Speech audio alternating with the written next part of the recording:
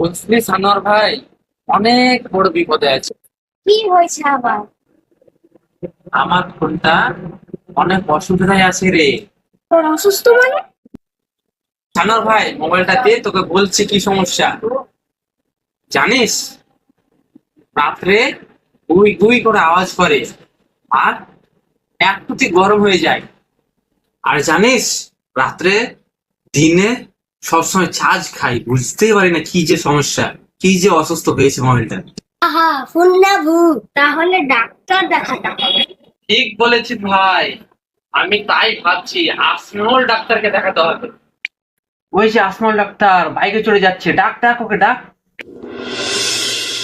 আসমল doctor, আসমল doctor, একটু আমাদের বাড়ি চলো। চলো। কি পাগল লোক, মোবাইল খারাপ হয়েছে আমাকে ডেকে বসে আছে। ডাক্তার সাহেব, একটু দেখেন তো কি হয়েছে রোগী? মোবাইলটা আমার রোগী। ডাক্তার সাহেব, কি হয়েছে মোবাইলে? মোবাইলে কি চিরুপা বের হয়েছে?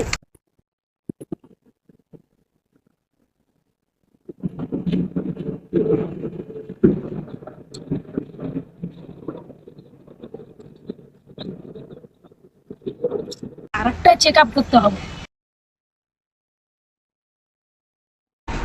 বলছে ডাক্তার সাহেব, কি করতে হবে তাহলে এবার? আমার মনে হয় জ্বর হয়েছে, তেল মালিশ দিতে হবে। তেল মালিশ দেবো? তেল মালিশ ভিডিও খুলবে নাকি? না, তেল মালিশ দিলে নেটওয়ার্ক বাড়বে। আমার ফোনে নেটওয়ার্ক বাড়িয়ে দাও। এই তেলটা দিয়ে মালিশ করবে, আর এই ওষুধটা খাও। চল আমরা মোবাইল ডাক্তার চ। মোবাইল তো আমরা চার্জে দিচ্ছি, মোবাইলটা ঠিক হয়ে গেল রে। দাদা কই? ওই তো দাদা আসছে। রে ভাই, সানোয়ার ভাই, মোবাইল ঠিক করে দিলি নাকি আমার?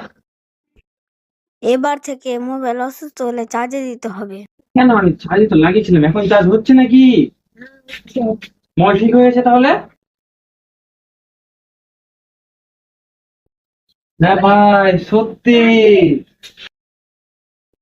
আশিফ ভাই, চল তাহলে। চলো চলো, নিজ নিজ বাড়ি। চলো সবাই নিজ নিজ বাড়ি চলো।